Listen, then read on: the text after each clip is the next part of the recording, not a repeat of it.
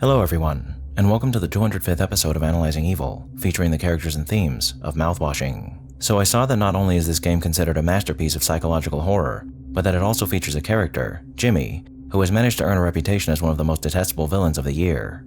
And so of course I had to see for myself whether or not either of these claims have any merit, and they absolutely do. It's a very short game, but sometimes there's beauty in brevity. And that's certainly the case with Mouthwashing, which despite its short length, is layered with some interesting thematic premises that make it as unique as it is sinister, tragic, and thought-provoking. And in this video, we're going to delve into all the evil baked into this story, so we all might better understand just how diabolical everything we're presented with in this game truly is. Now I know you're all eager to get started with this video, but there's a little business we need to discuss before we get into the video proper. And if you've been trying to learn some coding in this increasingly technical world of ours, stick around to learn more about our sponsor for this video, Boot.dev. Learning anything new can be quite the daunting task, and with something as technical as coding, that becomes all the more true. However, Boot.dev makes learning coding an interactive, fun, and streamlined experience. One of the best ways to ensure that you stick to the program and learning something new is to make sure you're never bored when doing so. And Boot.dev, with its self-paced learning structure that feels like a captivating RPG game, ensures your learning experience will be far from boring. But Boot.dev is more than just entertaining, as while you learn back-end web development from start to finish in the Python and Go programming languages, you'll be writing a ton of code that gives you the crucial hands-on experience you need to learn coding fast, efficiently, and effectively. Computers have been the way of the future for some time now, and while coding is a handy skill for anyone to have, it's also lucrative as well, as according to Stack Overflow, the median salary for back-end developers was over $100,000 in the US in 2023. And because Boot.dev is committed to making sure their students spend their hard-earned cash on something that's actually helping them, Boot.dev has a 30-day no-questions-asked refund policy, as well as a free demo of every course and its interactive features, so you can really get an idea of what you're paying for here. So if you've been waiting for a sign to take the plunge into the coding world, consider clicking the link down in the description to start learning coding risk-free with Boot.dev today. And to sweeten the deal, you can use my code THEVIOLI at checkout to receive 20% off your first month of Boot.dev, or even 25% off your first year if you decide to go with their annual plan. Thank you Boot.dev for sponsoring this video. Now without further ado, let's begin. As I briefly mentioned in the intro, there's a central and immensely detestable villain in the story of Mouthwashing, Jimmy. But his actions aren't the only morally reprehensible aspect of this story, as the entire situation that our 5 characters are in as a result of their employment at the Pony Express Space Freighter Company is quite harrowing. Though we have no idea when this story takes place, it's far enough in the future that there's intergalactic shipping and futuristic technology like putting packets of powder or liquid into a machine that then instantly creates food for you. Despite this, the world that the toolbar exists in hardly seems like the futuristic paradise we're exposed to in many sci-fi stories, and the ship itself is a testament to that. In a Q&A with the developers that you can find on Steam, someone asked the following question and was given the following answer.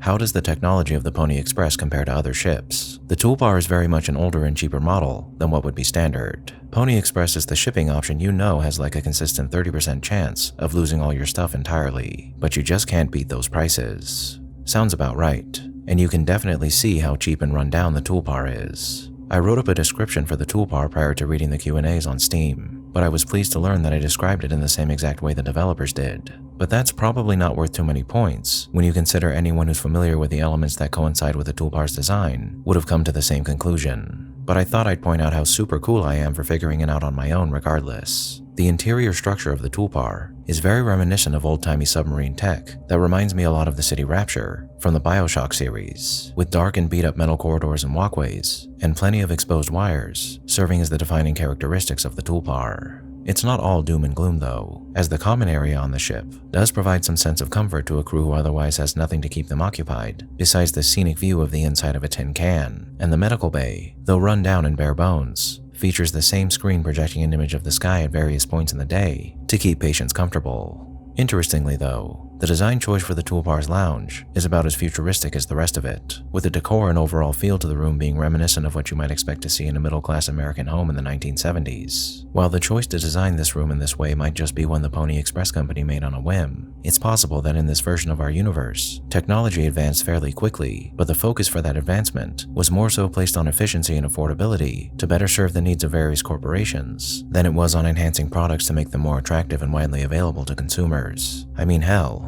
even the radios look like they were lifted straight out of the 70s. Now, why I feel these things are important to note is because they seem to be a symptom of the dystopian future that this story takes place in, which is reflected not just in the structure of the ship, but the Pony Express Company itself. If there's one word in particular that you should use to describe this company, it would be negligent. Not only do their employees work and live on a craft that seems to offer the barest of bare minimums as far as basic human necessities go, but the policies that their employees are supposed to abide by are actively harmful to them. On the toolbar, you can expect to dine on highly processed artificial foods from a vending machine, or concoctions hastily constructed from harmful ingredients that are belched out of some strange mechanism. We don't know how harmful the food in the vending machines is, but take a look at the warning labels on each of the ingredients used to create some of Pony Express's menu items. Their water sack, as it's called, isn't harmful, but it does have a reminder at the bottom urging Pony Express employees to not ingest shower and sink water, which could indicate that the water is heavily recycled at best, and at worst, of a quality so low that it's just plain harmful. The gelatin pouch doesn't really have a warning, but it does state that it's injected with necessary vitamins and other supplements from various biological sources, with biological having an asterisk at the end of it. While this might have been something to gloss over, Anya does mention at one point that these nutrition pouches were subject to some unknown controversy at some point, and I wouldn't be too surprised to learn that one of the sources of these nutrients are human bodies, because as many of you will know, though it is possible to make gelatin without them, traditionally, gelatin has been made from animal bones, so this little detail might have been meant to point us towards the idea that Pony Express makes their gelatin from human bones. The sweetener pouch, while seemingly not dangerous to ingest, does state that it's only to be used for crew morale-boosting activities, with celebration prohibited in case of mediocre performance. And considering the food vending machine doesn't seem to offer any sort of sweets, the crew of a Pony Express ship like the Tulpar are expected to do without any joy they might receive from a sweet treat, unless their captain deems they've earned it, or if they're feeling a little down and out and need a boost to keep them working efficiently. The tonic pouch warns that it contains quinine, and that it should be drunk in moderation to avoid health-related complications. Now this is an interesting bit of information, as quinine is a drug that's used to treat malaria, and malaria is almost exclusively contracted via mosquito bite. However, it's also possible to contract it from receiving a blood transfusion that's contaminated with malaria by using a contaminated needle, through an organ transplant, or very rarely, a pregnant woman with malaria can transmit the disease to her unborn child. Quinine, like any other medication, shouldn't be taken in large or extended doses unless directed by a doctor to do so. So it makes sense that one shouldn't drink too much of this stuff lest they overdose on this medication or begin to suffer some of its many side effects. But aside from the quinine affecting one's health if they drink too much of this tonic, it's possible that just like the gelatin, the tonic is created using materials from various unknown and harmful sources. However, the possible adverse health effects from drinking it isn't even the most concerning thing about the tonic. It's the fact that there's quinine in it at all. Now obviously there aren't any mosquitoes on the Tulpar, but is it possible that Pony Express cuts so many corners when it comes to workplace expenses that they use recycled needles or supply blood for blood transfusions from questionable sources? I think it definitely is, which is just another indicator of how hellish the world of mouthwashing is. Last but not least, we have the warning label for the cake, which states that employees are only to consume 2 slices of cake and no more, lest they suffer personal injury or sickness, something that Pony Express is not liable for, considering to do so would be the result of a failure to adhere to company guidelines. So every ounce of food that is provided for Pony Express employees by the company is highly processed garbage that's filled with toxins. This is already quite terrifying, as it ensures that not only are Pony Express's employees constantly bogged down by their rundown and mundane environment, but they're also slowly being poisoned by the very products they need to survive. Products that they have no choice but to use, considering there's nothing else on the ship that they can look to for sustenance. But the abusive and negligent practices of this company don't end there. If we take a look at the 4 motivational posters that are scattered throughout the ship,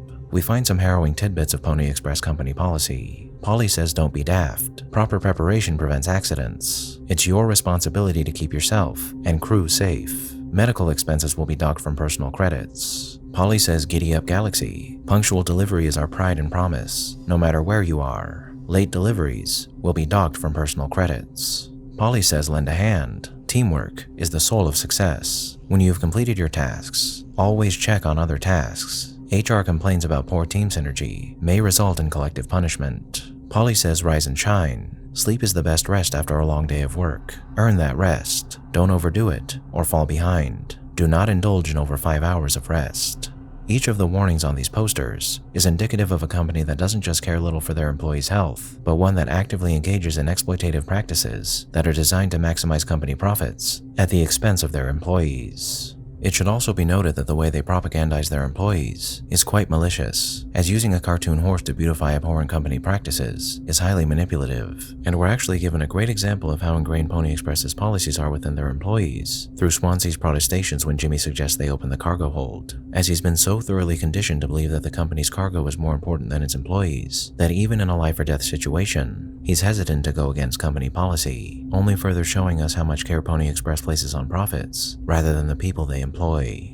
Now let's continue examining Pony Express's exploitative business practices, starting with the fact that employees have to pay for the food provided to them on their ships. Having to pay for company-provided food isn't an unheard of practice, as I've worked for a company that provided food from outside vendors that you had to pay for, so there's little issue with charging employees for their food, though it should be noted that here on Earth, you are more than capable of bringing your own food to work with you, and so it makes sense that the food a company provides for you on site would be something you'd have to pay for. But when you're on a spaceship for a year or more, you can't really meal prep for the work week, so forcing your employees to pay for their food when they have no other choice is definitely an abusive business practice. While that's bad enough, paying for medical expenses is even worse. It's pretty common practice for companies to monitor your performance and evaluate whether or not you deserve to be a part of their company depending on how often you make mistakes. But to charge one's employees for making mistakes is an abhorrent practice, especially when you consider that such a vague policy like late deliveries will be docked from personal credits could open the door for delays that come as a result of outside factors, like equipment malfunctions, being docked from employees' pay even when they could have done nothing to prevent the situation. And no matter how perfect a given employee is, everyone is bound to make a mistake that disrupts the flow of business eventually, and to charge a person for that isn't something that should be excused, and neither should employees being charged for medical expenses either. Just as accidents will happen, people will get hurt at work, and whether they need a band-aid or temporary emergency medical care, it shouldn't be on the employee to pay for an injury that came as a result of their job. Even if a person sustains an injury due to their own mishandling of company equipment or something similar, then at the very least they should be given a warning, or if it's a particularly egregious offense that came as a result of extreme negligence, they can be fired. But to charge people for medical supplies on the job seems ludicrous, even when you consider that the supplies that are required to be in place on long-haul freighter missions are likely quite expensive, an expense that Pony Express also seems to try and minimize as best they can, when you consider how bare bones the medical bay on the toolbar seems to be. Now, something that makes the possibility of an employee of Pony Express incurring an injury they're going to have to pay for themselves all the more likely is Pony Express's sleep policy, which stipulates that a person is only to sleep for no more than 5 hours, something that I'm sure is monitored with punch cards or something similar. While many people swear by 6 hours of sleep, most people are expected to get at least 8 hours of sleep to remain healthy. And while I'm sure you get used to only getting 5 hours of sleep, such a small amount of sleep is bound to have an effect on a person's cognitive abilities, which makes injuries and mishaps all the more likely. Add on the fact that everyone on a Pony Express ship is punished collectively for one person's mistakes, and you have yourself a crew that is overworked, under-rested, underpaid, ill-fed, and ill-cared for medically and financially, all of which shows us that Pony Express is a company that doesn't care about its employees' well-being in the slightest, a company that is so concerned with cutting costs that they're willing to allow plenty of room for mishap, error, and accidents to occur that they then pass on to their employees as expenses that could have been prevented if they operated in a more ethical way. But another insidious aspect of the Pony Express corporate structure is the fact that the captain of the ship seems to be responsible for enforcing all of their policies, which inevitably creates resentment for that individual amongst the ranks and further damages the already fragile situation employees of this company have to live through on a daily basis. Joy is rationed by the captain. The captain is responsible for making sure you abide by the miserable policies that we've already discussed, and by virtue of these aspects of their role, the captain enjoys a level of privilege far above their crew. All these things only create more friction aboard a Pony Express vessel, friction which is bound to create issues in the future, as the likelihood of a disgruntled employee lashing out at their coworkers soars ever higher. But never fear, Pony Express has accounted for such dilemmas arising. It's impossible to detain an unruly or violent employee if necessary, as the only rooms with locks aboard this ship are the medical bay, the cargo hold, and the cockpit, important areas of the ship that you wouldn't want to stow a problem person away in, which is a detail that will be very, very important later on. But Pony Express has provided its captains with a tool to deal with any employees should they need to, a handy-dandy handgun, which should blow a hole right through any problem when it arises. One of the final indicators we're given of Pony Express's shady business practices is through the cargo they haul. We don't know what else they deliver, but in this story, the toolbar is only carrying one product, Dragon Breath mouthwash. Now, while the crew of the toolbar are perplexed when they learn that they're only carrying mouthwash, it's not exactly unheard of for a freighter to carry one product. However, their perplexity isn't unwarranted. as there might be a very good reason why the toolbar is carrying only mouthwash, and that's because nobody else will. Take a look at the warning we're given when we're shown a Dragon Breath commercial. Consult with your local dental hygiene specialist before, during, and after use of Dragon Breath X mouthwash. Dragon Breath CO will not accept responsibility for any harm caused by using this product. I don't know about you, but I've never picked up a bottle of mouthwash and worried about whether or not it was safe for me to use. And I think the reason the toolbar is carrying only Dragon Breath brand mouthwash is because Dragon Breath is likely another company that's been subject to its fair share of controversies. And Pony Express is the only company that's willing to haul their product, because Pony Express will do anything to make a quick buck, which shows us that their shady business practices aren't exclusively wrought upon their employees, but the consumers that they deliver their questionable products to as well. The last indicator we're given that Pony Express is all around a horrid company to work for can be found in the people that they choose to hire, as they seem to have little to no regard for the mental state or qualifications of the people they hire. According to one of the mouthwashing Q&As, Anya, the ship's nurse, is a woman who failed to complete medical school a whopping 8 times, but her fledgling capabilities allowed her to complete Pony Express's undoubtedly thorough and prestigious nursing program that allows her to work as a nurse only on Pony Express property. Swansea, the ship's mechanic, is a recovering alcoholic who tried to turn his life around for the sake of his children, but he ended up doing so by latching onto a company that might have been the only one who would hire him, leaving him a miserable man who fondly remembers his days of joy basking in alcoholic fervor that is now forced to toil in a position he despises for a company that couldn't care less for him. And as a result, he's become quite the bitter and casually abusive man. Daisuke is a trust fund baby who managed to get an internship with Pony Express with his parents' help, as they wished to see their slacker son put some more effort into his life, something that Pony Express was more than happy to accommodate, considering interns are often unpaid, and they surely have no issue with gaining an unskilled employee who they can train completely free of charge. Curly, the most sensible and put together of the bunch, is an enabler and a pushover that has likely been promoted to his position precisely because he's a pushover. He's a man who has no problem being the yes man Pony Express needs to carry out their draconian policies, and he's made a fine name for himself whilst climbing the corporate ladder as a man who will abide by company policy and attempt to keep the peace no matter the cost. And he also seems to have no problem giving deferential nepotic treatment to his friend Jimmy, even if he has many issues, which finally brings us to Jimmy, a man who, according to Curly, had many problems on Earth, and one who conveniently refuses to take regular psych evaluations seriously, choosing instead to give not-so-humorous answers about being sexually attracted to cartoon horses. But seeing as he's a warm body, whatever issues he had didn't matter to the company in the slightest. While regular psych evals are conducted on each employee to ensure stability, the evaluations are seemingly flimsy and not worth the paper they're printed on, so the care that Pony Express places on their hiring process and ensuring those employees are fit for such long missions is minimal, which seems to be right on brand.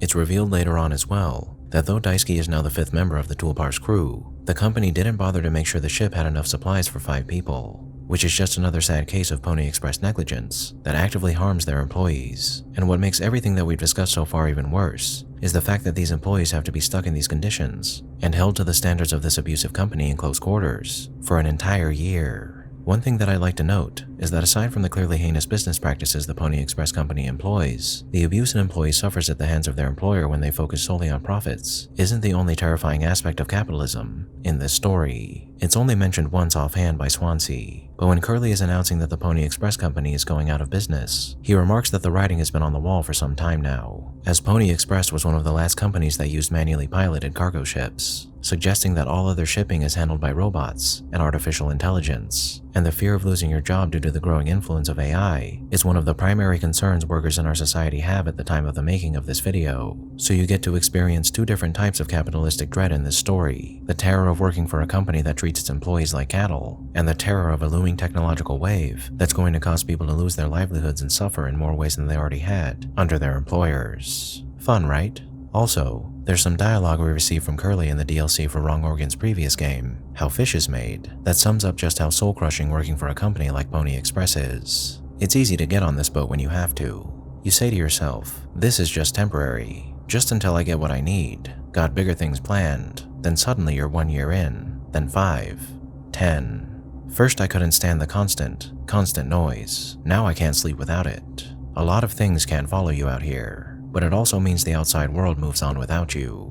Won't even notice until it's too late. Easy to get on, hard to leave. Next comes spite. First it stares back at you in the mirror, then it's those around you. They're wearing your face, and you theirs. So clearly, the Pony Express company, while not intentionally sowing evil, abides by pretty evil corporate practices, and they're a perfect example of what a company might look like in a late-stage capitalist dystopia that this story seems to take place in, with subtle nods to the notion that the Pony Express company has been afforded the opportunity to conduct business in the way it does through the cartoons and commercials shown in Jimmy's hallucinations that were made in the 20th century to promote the perfection of capitalism through various propagandistic means. But as horrific as the Pony Express company and their practices are, they are only a mechanism that facilitates the tragic events that occur throughout this story. Tragic events that all lead back to one man, Jimmy. Now, when you're playing Mouthwashing, the story is presented to you in a disjointed way, but to better discuss Jimmy's character and his actions, I think it's best that we first examine what we're given about his backstory and personality before we move on to discuss the events of this story in order.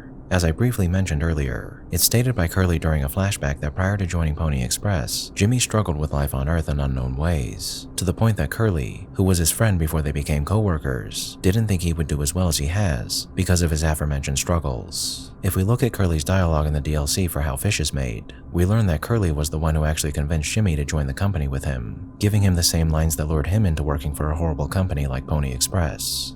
It's a great opportunity, just a trip or two, easy money, someone else's words in my mouth. Hey, worked on me as well, right? Change hurts, but worse things fester for a long time. I told him as much. I tried, I really did. We're defined by our past, but not slaves to it. We said tomorrow will be different. Today would be the last day, the last one, and then another, and another, and another. Now, though we don't know what Jimmy's struggles on Earth were, considering he's a malignant narcissist, which will become evident as we progress with this video, I imagine that some of his issues stem from his inability to work well with others, his poor me attitude, and his propensity to blame others for his own mistakes. The only indicator we're given that Jimmy might have some issues outside his less than stellar personality is through the examine text we receive for the painkillers, which are oxycodone, that we feed Curly. When you examine them, Jimmy remarks that they're, quote, the good stuff, which could be a nod to the idea that Jimmy has substance abuse issues. Regardless of whether or not that's true though, we do know two very important things about Jimmy's character that defines who he is and what he does in this story. The fact that he's not well off financially and that he desperately wants to change that, which is exemplified by an answer the developers gave to a question about what Jimmy's hobbies are, which was as follows. Jimmy is into weightlifting. Hobbies are for people who can afford them. And one of the other things that drives Jimmy is his desire for control in his life. I like it. We're in control here. This is what Jimmy says to Curly when he's conducting his psych evaluation, and much like all of the little details in this story, this admission from Jimmy, as well as his financial situation, go a long way in showing us what Jimmy's priorities are. These aspects of Jimmy define his relationship with Curly, a man who he considers a friend, but one that he is also incredibly envious of and spiteful towards, especially when he notices that Curly isn't so happy with his station in this world. At various points in this story, Curly either remarks that he's trying to make his life into something that he isn't constantly trying to escape from, or Jimmy points out that despite his status and income, he always seems like he's one step away from jumping headfirst off a bridge. How depressed and unsatisfied with his life Curly is reflected in a hallucination we receive from his point of view that shows him quite literally going over the edge and landing in an ominous ocean-like landscape where twisted ladders continually sprout up. While Jimmy claims to understand why Curly feels this way when he remarks that Curly has climbed to the top of this ladder, but now feels like he's on the wrong ladder altogether, he really doesn't understand how he feels. Depression and feeling unsatisfied with one's life are feelings that can afflict a person no matter where they are in life, and no matter what they've achieved or have. And while a person who aspires to be like another might be incredulous when they learn that they aren't happy with what they have, if your life isn't what you thought it would be, and you're unhappy, well, it doesn't matter if you're a king or a long-haul freighter captain, you're going to be unhappy. And Jimmy's inability to understand this is one of the core reasons why he does what he does in this story. However, Jimmy's streak of exceptionally heinous actions in this game don't start with his resentment of his lot in life and the friend who he believes has everything he wants. They begin with his choice to sexually assault Anya. It's never explicitly stated that he did so, but the way Anya handles her interactions with Jimmy and how she approaches broaching the subject to Curly indicates that she wasn't exactly ecstatic about the situation. In fact, that situation should be called what it is, a heinous crime that resulted in a woman getting pregnant with a child she never asked for, via a crime that should never have been committed against her. While I've seen people debating whether or not this assault occurred before or after Curly broke the news about Pony Express's dissolution, I'm more inclined to assume that it happened before he broke the news, as Anya's revelation to Curly that she's pregnant a few days after he broke the news to the crew would require her to have been pregnant for several weeks beforehand, as outside of a mother's intuition, it's impossible for a woman to know she's pregnant through symptoms, until at the very least a week has passed, and with test or ultrasounds, that time extends to a week or two after they've missed a period. So given the timeline, I think it's impossible that the assault occurred after Curly broke the news to his crew. However, with that in mind, we're left with one burning question that we might have an answer to. Why did Anya wait perhaps months before informing Curly about what Jimmy had done? Well, if you'll remember earlier, I pointed out that Pony Express punishes its employees collectively when they make mistakes. Yeah, as sad as it is, I think Anya might not have come forward about Jimmy because she was worried about what would happen to not just her employment status, but her coworkers as well. Because punishments are doled out collectively by Pony Express, it's reasonable to assume that Anya didn't tell Curly about what happened until she knew she was pregnant, because she knew that if he reported Jimmy's assault on her to the company, they'd all be punished for it, which would have simultaneously made her feel guilty for getting her coworkers into trouble, while instilling a worry within her about potential termination over the incident, which is something that no one working for a company like Pony Express can afford. While this is only speculation, it seems pretty fitting that a company that has facilitated the abhorrent situation on the toolbar had yet another role to play in the misery that takes place in this story. So with all these things in mind, we can now start talking about the events of this story in order to get a better idea of how Jimmy's initial act of assault and everything he does afterwards degrades the situation on the toolbar into one of utter horror. We've already talked a bit about what occurs 7 days before the crash when I mentioned Jimmy's psych evaluation, but this is essentially where this story begins chronologically, and two other things to highlight during this period are Curly's receival of the communique informing him of Pony Express's demise, and the emphasis that's placed on the crew's inability to do anything without the captain's permission, as we can see when Daisuke gets stuck in some foam whilst helping Swansea repair the broken vent. It's not until the next day, 6 days before the crash, that things begin to take a turn for the worse. When Curly informs the crew that Pony Express is going under during their one-time communal birthday party, Jimmy becomes almost comically angry at Curly for it.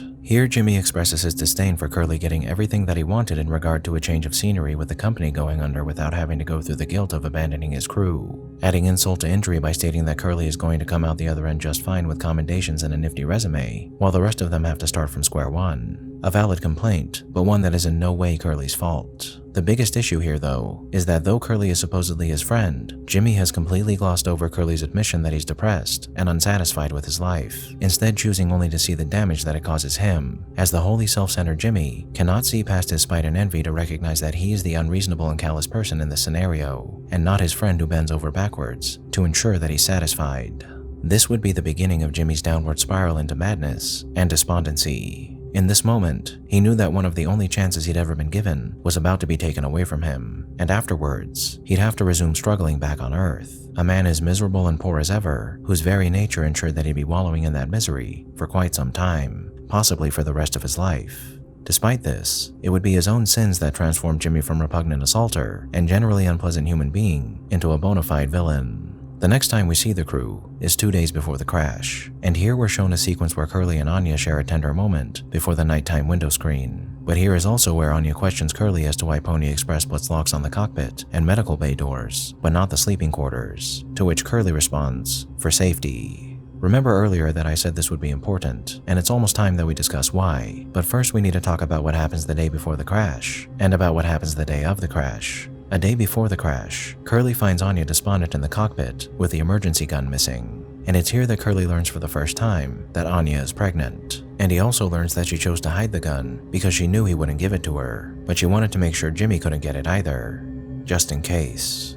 The next day, the day of the crash, Anya decides to tell Jimmy that she's pregnant before Curly has a chance to talk to him. Jimmy just walks away from Anya without saying anything after he finds out, and once Curly goes to talk to him, this is where it's revealed just how much of a horror show Jimmy is, and how incapable Curly was of stopping him. Jimmy manages to convince Curly, albeit only briefly, that all that awaits them back on Earth is shame and destitution. With both of them out of work, Jimmy likely in prison, and Curly no longer able to rest on his laurels, as he'd be a disgraced former captain who allowed a heinous crime to unfold on his watch. So Jimmy suggests that they make the toolbar into a crime scene, a tragedy that will wash away his sins, give Curly the relief he's been looking for in his life, and prevent both of them from having to suffer any longer. And while Curly doesn't agree to this, he's seemingly stunned and makes no effort to stop Jimmy from sending the toolbar crashing into an asteroid.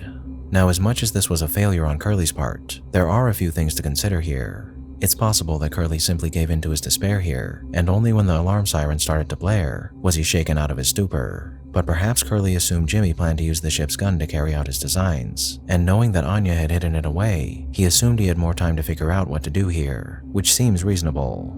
If we look to the fact that Curly knew a day prior that Jimmy had assaulted Anya, we can blame him for not doing something about it the moment he learned about it, but there's a few reasons why he might not have.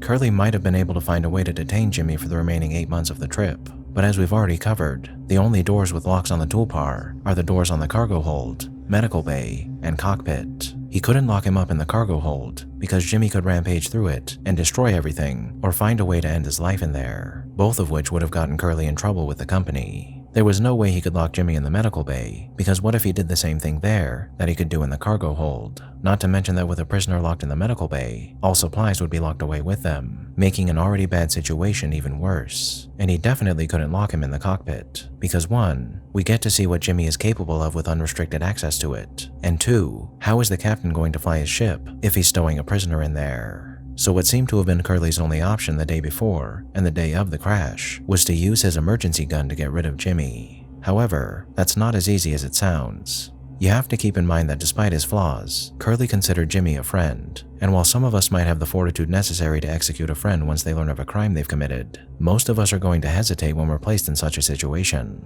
We'd probably try to fix things first, make sure every option is exhausted before resorting to extremes. And while Jimmy being Curly's friend made deciding to take action here infinitely more difficult, murdering someone regardless of whether or not they're your friend is a hard decision for any average person to make, as even murdering a perceived enemy or killing in self-defense is a harrowing moment for any person to experience that will irrevocably change you for the worse. With these things in mind, was there anything Curly could really do in this situation when you factor in the limitations of his station, ship, available tools, emotional state, and relationship to Jimmy? I don't think so, but please let me know down below if there's something I missed here. So with no one to stop him, Jimmy sends the toolbar careening into an asteroid, and it's only with Curly's timely intervention that the ship isn't completely obliterated. With Curly brought to the brink of death, the toolbar grounded on the aforementioned asteroid, and with large swaths of the ship being coated in foam that cuts the crew off from most of the ship's supplies, the all but doomed crew of the toolbar were living on borrowed time. And with Curly incapacitated, Jimmy as co-pilot declares himself the new captain of the toolbar, placing the blame on Curly for the crash, while simultaneously assuring more than the crash did that every soul aboard this vessel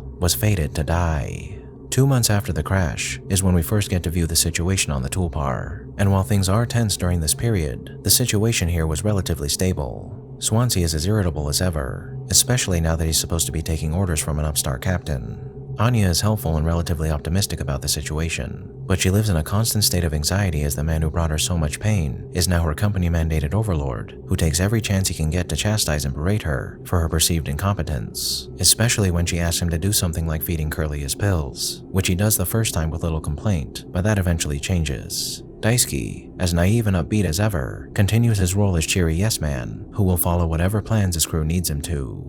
Here is where the crew discusses whether or not to open up the cargo hold, and while Swansea is hesitant to break open the hold as I mentioned a while ago, the rest of the crew decides it's for the best that they open it up to see whether or not they can find materials and supplies to better aid their survival. But the only thing in the cargo hold are boxes and boxes of Dragon Breath brand mouthwash, a hoard of liquid that's only really useful as a mechanism for the crew to numb their pain by getting them drunk off its 14% ethanol content. And it's after the crew discovers this stash that we're treated to the first indicator that Jimmy, as insane as he was to crash the ship in the first place, is going utterly mad. After Swansea declares his intention to get good and drunk off the mouthwash, we're shown the first of Jimmy's many hallucinations. Alone in a darkened version of the cargo hold, Jimmy finds a lone TV set that plays a few different scenes, including a video loop of a quasar, a cartoon about atoms, a video of men in what seems to be a slaughterhouse, a dancing skeleton, and a mid-20th century cartoon promoting capitalism and decrying the dangers of all the other dreaded isms out there. I had a hard time correlating the quasar loop and the cartoon about it with the themes of this story, so if you know what they mean, let us know down in the comments. But the video of the slaughterhouse and the dancing skeleton seem to signify the impending doom hanging over Jimmy's head, and perhaps they foreshadow his role indirectly or inadvertently slaughtering the crew. And while the capitalism cartoon is a nod to the notion that the situation aboard the toolbar is a result of the more negative aspects of capitalism enabling Pony Express's negligence, as we discussed earlier, I believe that this is also meant to represent Jimmy subconsciously knowing that he's been brainwashed by the system he lives in to believe that his happiness is directly tied to his wealth and position in the world, or lack thereof, an aspect of his existence that has contributed heavily to the current situation aboard the toolbar.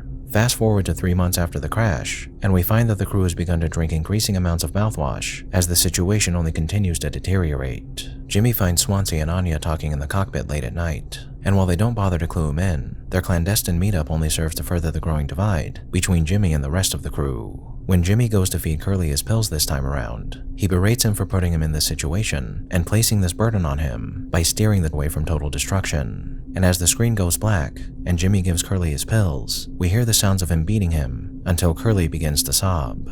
Not only is this telling of just how self-centered Jimmy is, but to beat a man who he betrayed so thoroughly in so many different ways while he's lying helpless on a gurney is sickening. But after this happens, we're shown Jimmy's second hallucination. Here the ship is in its sorriest state yet, with the window screen cracked and displaying a warning message, and mountains of used bottles of mouthwash scattered all over the place. Curly sits at the common room's table in front of a cake, and he encourages Jimmy to eat it with him. When Jimmy asks why they should, considering the cake isn't very good, Curly begins to speak about how sometimes you can only get the subpar stuff, but that's what makes the really good stuff good. He goes on to say that he's wondered many times if accepting your position is what peace is like, and whether or not it's good enough. He then says, if I'm being real, it certainly isn't, so all I can do is try to make my life one I'm not trying to run from all the time. Sometimes I'll be promoted, buy a house, but other times, I'll have some awful fucking cake with my friend. Right now, that sounds pretty brilliant. Yeah? Jimmy then goes off to find a knife, but only manages to find the axe, which he's encouraged to take as Curly's eyes appear all over the cockpit screens, and a quest pops up instructing him to feast, which he attempts to do by cutting up Curly, who now lies on the table in place of the cake. But the hallucination ends before he lands his first blow, foreshadowing another stomach-turning event yet to come. Now Curly's speech here is interesting, because as this is one of Jimmy's hallucinations, it's not really Curly talking, but Jimmy's imagined version of him that's speaking from his subconscious. And just like with the cartoons, this exchange is a window into the fact that below his surface-level self-centered thoughts, Jimmy does understand that life is what you make it, and that it's not always going to be a paradise, that sometimes you might win the lottery, and other times you might break your leg. Why this is important in furthering Jimmy's character is because it shows us that Jimmy, on some level, knows that he's wrong for blaming others for his problems, being constantly miserable about his own situation, and for making the horrid decisions he makes in this story. But he chooses to do wrong, even when he knows deep down that it's not right, something that ties into one of the central themes of this story, his refusal to take responsibility for his actions, which is something we'll be discussing a lot more later on.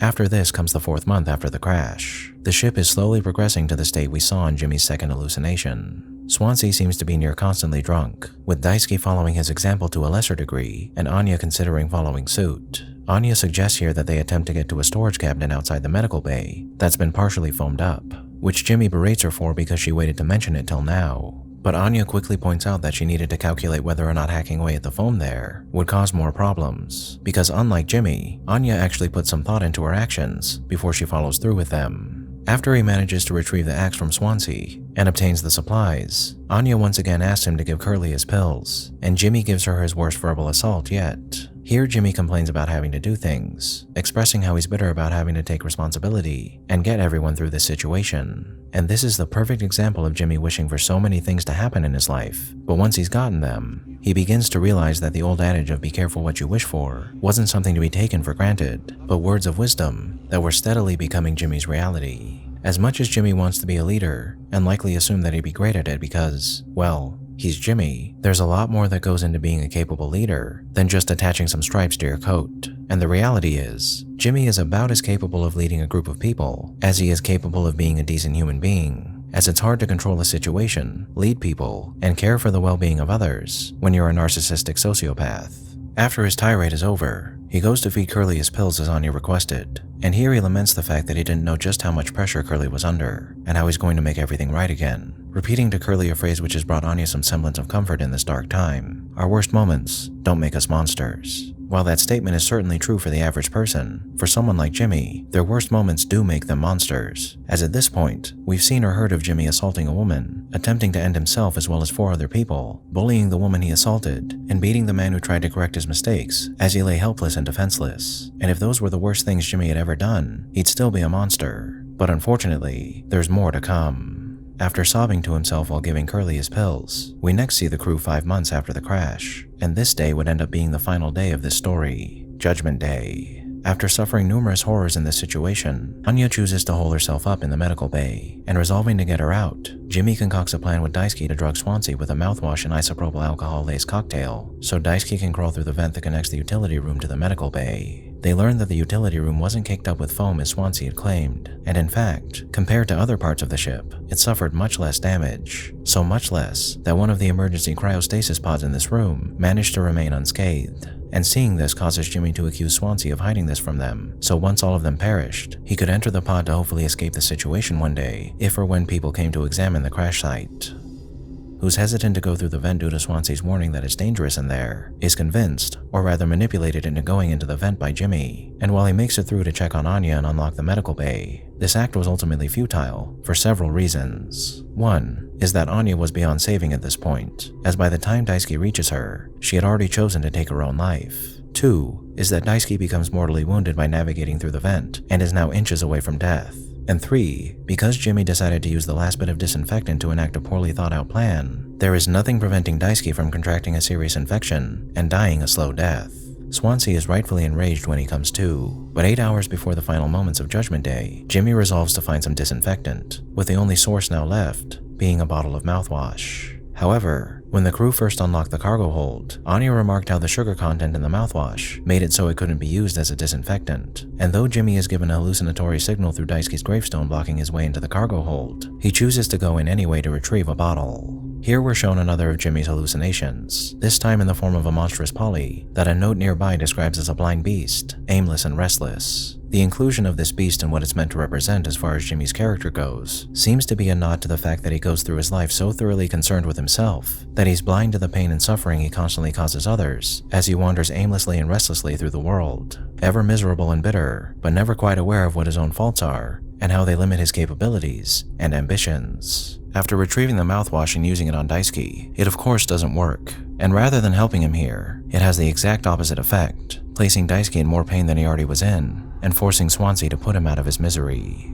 This is the first time Swansea's hard exterior softens as he speaks about how Daisuke, though annoying, had so much promise and so much to teach an old man like him. And just before this happens, Jimmy accuses Swansea of hiding the cryostasis pod for himself, to which Swansea could only reply that he doesn't get it, and he never will. 6 hours until judgment, Swansea has become so enraged with Jimmy's actions that he attempts to kill him, and during a sequence where Jimmy is attempting to bar the cockpit door to defend himself, we see there's a mysterious item in his inventory that only has "my hands won't stop shaking" as a description, that mysterious item likely being the gun that he retrieved from the medical bay shortly before this occurs. When you do retrieve the gun from the drawer below Curly's gurney, Curly begins to laugh at you, likely doing so due to how absurd it is that Anya's plans to keep the gun safe from him so he couldn't do any harm has proved so utterly futile that all he can do here is laugh. Now at some point during his battle with Swansea, Jimmy manages to get the better of him and ties him to a chair before executing him. 1 hour before judgment, we find Jimmy with Curly in his arms, and as you carry him to the common area, we see that he's placed the bodies of Anya, Daisuke, and Swansea at the table, and placed birthday party hats on their heads. Once he places Curly on the table, Jimmy hallucinates them coming to life and cheering for his birthday and his capabilities as a stellar captain. As they urge him to cut the cake so they can all have a piece, he proceeds to do so by cutting off Curly's leg and handing out portions to each of them, including himself. After removing Curly's leg, he proceeds to berate him in much the same way that he had when he fed him his pills the second time, showing us once again just how self-centered he is and resentful of his friend's success, saying that a lot of people struggle to put food on their plates, but that wasn't enough for Curly, that the lowest rung of his ladder was their highest, and he unfairly accuses Curly of believing that life isn't worth living at the same level as his crew, a projection which is disgusting and untrue, especially coming from a friend who's supposed to care for his well-being, as Curly didn't think he was better than any of his crew, he simply wanted to change his life, but Jimmy forgives him for his perceived sins all the same, another horrid example of just how cruel and selfish this beast in a man's skin truly is. Save for the ending, from here on out, we're exclusively shown Jimmy experiencing various hallucinations. First, he's placed in the ship's vent system with a note pasted to a grate that says "no turning back now," with another note shortly after on the floor vent in the medical bay urging him to take responsibility. The posters change to reflect Jimmy's sins, and as he approaches a room where the medical bay is now on a wall and the floor vent has dozens of axes surrounding it, he enters to find Swansea tied to a chair before we're forced to fire a bullet at him, which then takes us to a dismal graveyard featuring an axe-wielding Swansea chasing Jimmy through it. Once he defeats the illusory Swansea, we're treated to a very important scene where Swansea recounts part of his life story to Jimmy and draws a comparison between the two of them, but I'd like to discuss that a little later on. After this happens, we find ourselves back in the utility room pre-crash, and as Jimmy walks out, he journeys through winding corridors that feature in a large Curly beneath the floor grates and 1,000 of his eyes constantly watching him before he exits out of a massive rendition of Curly's mouth, eyeless and opened in a scream, entering into a room containing an imprisoned Curly, containing a walkway to an imprisoned Curly, hooked up to a strange contraption. After watching a cartoon about a cake and an ad about gross-looking food, Jimmy is made to feed Curly his own leg, using the aforementioned contraption, an exaggerated simulation of what he's already done in the waking world. And after feeding him the leg, he sees himself walking through space towards Curly burning in a chair. When he reaches him, Curly says he wants to go home, but Jimmy says they are home. Curly tells him to finish what he started, and not to worry, because he'll still be playing the villain, and he also tells him he can be the better man, like he always wanted to be. Jimmy goes on to say that what happened was an accident, that he made a mistake, and that he's sorry, and aside from his own constant self-pity, this is one of the few moments where Jimmy confronts what he's done and actually expresses a certain amount of remorse. But that remorse isn't worth all too much, considering all that's happened and what's still to come.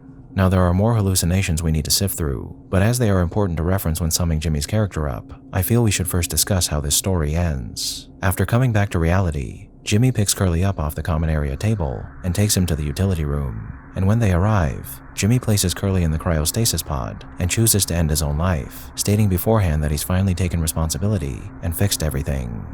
But the thing is, the only thing that Jimmy has taken responsibility for is his role in maiming Curly, and nothing else. Throughout this story, Jimmy has been urged by his hallucinations, or his subconscious, to take responsibility for what he's done and for the people that he's so grievously harmed. But each time he's presented with an opportunity to do so, he fails. He never took responsibility for causing the crash, instead opting to place the blame onto Curly. His ego made it so he was always doing things the way he thought was right throughout the months he held the role of captain, and seldom were any of the actions he took well thought out or made with any consideration for the people he was now responsible for. After causing things to degrade to such a horrid state, and causing the deaths of Anya, Daisuke, and then Swansea, he never holds himself accountable for any of their deaths, and instead blames them for getting in the way of him doing what he needed to do. However, last, but most importantly, not once did he take responsibility for what he's done to Anya, nor the child he placed in her womb, the crime that sent all the events in this story into motion. Throughout many of Jimmy's hallucinations, we hear a baby or babies crying, sounds that typically emanate from some version of Polly, which is meant to show us that though the looming terror of a child born of violence and cruelty that he never wanted is something Jimmy doesn't want to confront, it's always present in the back of his mind, and he's always doing his best to run from this truth as he attempts to cover it up.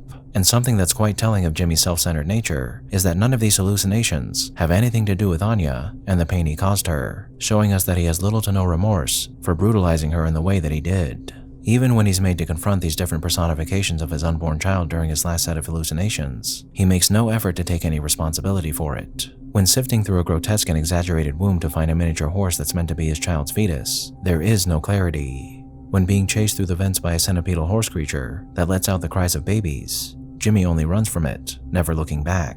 After this, when he ends up in the cargo hold talking to a Polly statue on top of mouthwash bottles, a statue that chastises him for thinking he's caged and misunderstood, Jimmy claims that he's finally taking responsibility, but Polly pointedly claims that if that's true, then why is he still so concerned with him being Curly?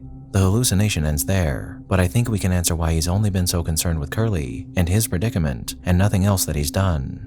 As much as Jimmy is responsible for Curly's maiming, and as much as he's tormented him thoroughly both before and after the crash, Curly was the only one aboard the Tulpar that Jimmy ever cared for in the slightest, his only friend who he knows that he betrayed. So slowly, very slowly, he comes to the realization that he is responsible for harming Curly, and because he's the only one that he has only regard for outside of himself, he wrongly believes that all he needs to do to take responsibility and make things right is save Curly. Before ending his life, Jimmy says he tried his best, and so did Curly, but Curly was the better man. He then says that Curly always had his back, but he ended up hurting him even though he thought he was trying to save them. Jimmy is convinced that he's taken the responsibility that he's been urged to take throughout this journey, but he couldn't be more wrong, for in the end, he took responsibility for absolutely nothing. He acknowledges that he hurt Curly, yes, but his placement of him in the cryostasis pod was hardly making things right, as now rather than being granted a quickish death, Curly has been condemned by a man who he once considered a friend to suffer even further, whether he's rescued or not.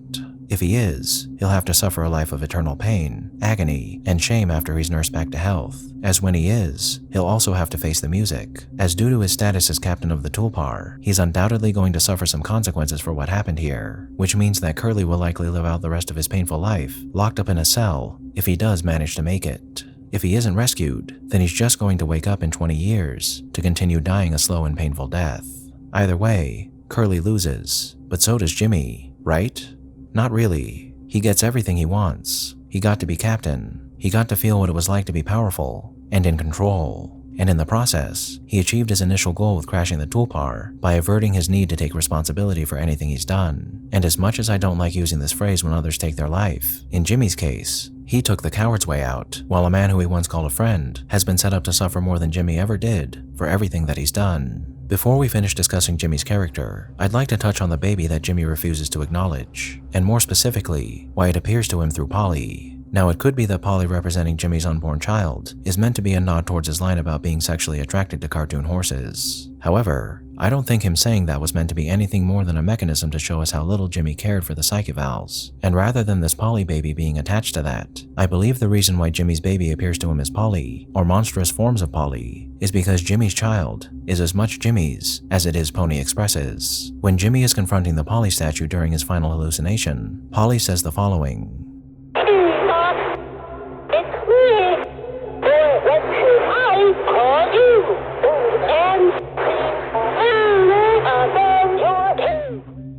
Boss makes sense, but old man, why would Polly be calling Jimmy, a man who's middle-aged at best, an old man? Well, he's not calling him an old man, he's calling him his old man, which is another way to refer to someone's father. And this moment, as well as the centipedal Polly monster, is meant to remind us that the monstrosity that is Jimmy, and the monster of a situation that he's created, isn't just on Jimmy's shoulders, but Pony Express's as well. For if they weren't the corrupt and horrifying company that they were, none of the things that happened aboard the Tulpar would have come to pass. And now that we've reached this point, what is there to say about Jimmy, Pony Express, and all the evil that was wrought by their hands in this story? Pony Express was a self-serving, profit-centered company that put profits above all else and caused suffering to who knows how many individuals over the course of their long history with their shady business practices. A representation of some of the many things that can go wrong when a company is left to its own devices in a capitalistic system that apparently does little to curb the abusive practices of the people who take advantage of it. Jimmy is also a byproduct of such a system, a man who was beaten down by the immense poverty that a world like this creates, who believed his only salvation was to climb a ladder that held thorns on each rung.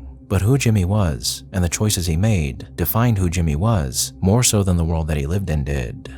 It enabled Jimmy to do what he did, but Jimmy made his own choices, and those choices were thoroughly repugnant and downright evil. Jimmy was a self-centered, self-pitying, egotistical, abusive, cruel, callous, and unempathetic man who would have rather murdered 4 other people along with himself so he wouldn't have to face the consequences of his actions. And in attempting to do so, he caused them suffering beyond anything they could have imagined while never actually taking responsibility for anything he did. And there are little to no redeeming qualities about Jimmy. I mentioned earlier that I was saving Swansea's speech to Jimmy before he shot him for later, and that's because even though Jimmy showed himself to be a disgusting human being, nothing that happened in this story would have occurred had he had the wherewithal to take the time to reflect on who he is, his life, and what he truly wanted out of it.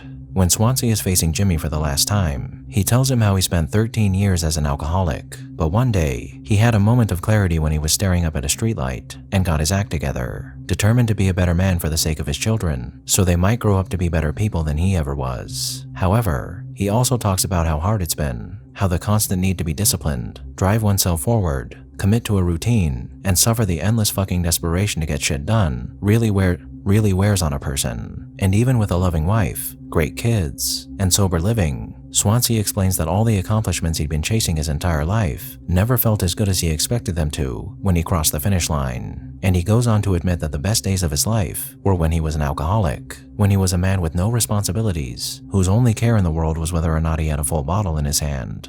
However, he also notes that unlike Jimmy, he can see himself for what he is, and also unlike Jimmy, he tried to be better than he knew he was, and through these admissions and observations, we can better understand what one of the biggest problems in Jimmy's life was, the fact that he wasn't happy with who he was, or where he was in life, no matter whether he had what he thought he wanted or not. Jimmy wasn't happy being a poor man with no respect, and Jimmy didn't get much happier when he got that respect. While I wouldn't recommend anyone pursue a life of alcoholism, Swansea points out in so many words that at the end of it all, every single one of us just wants to be happy, and one of the surest ways to finding happiness is to either recognize who you are, accept that, and live your life as you please, or recognize that who you are isn't who you want to be, and make the effort to change that. Jimmy couldn't do either. He wasn't happy with who he was, but he wasn't willing to change who he was either. Instead, he took what he could from others and blamed the world around him for everything wrong in his life.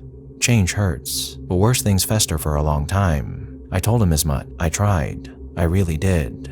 These are words Curly says in The Last One and Then Another, the DLC for How Fish is Made, and they exemplify perfectly one of the many, many things that went wrong with Jimmy in this story and elsewhere in his life. And in the end, being the man he is with his limited capacity for introspection and empathy, Jimmy managed to make himself into one of the most repugnant, yet realistic personifications of evil that we've ever received in any piece of media. And as much as I've enjoyed going through this story and detailing all the evil within it with you, my friends, in the end, all I have to say is that I'm sorry that you had to hear me talk about Jimmy. Thank you all for tuning in to this episode of Analyzing Evil, and I hope you've enjoyed. What are your thoughts on Mouthwashing? Did I miss anything? Let me know down below and leave a suggestion for a villain you'd like to see featured while you're at it. If you like this video, hit that thumbs up button and make sure to subscribe if you haven't already. A big thank you to all of my subscribers, my patrons, my members, and anyone who's decided to honor me with a super thank. And a most vile thank you to those whose names you're seeing on screen now.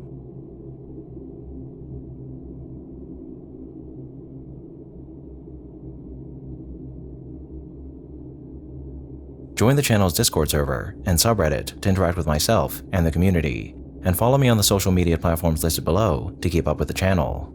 As always, thanks for watching, and I'll be seeing you soon.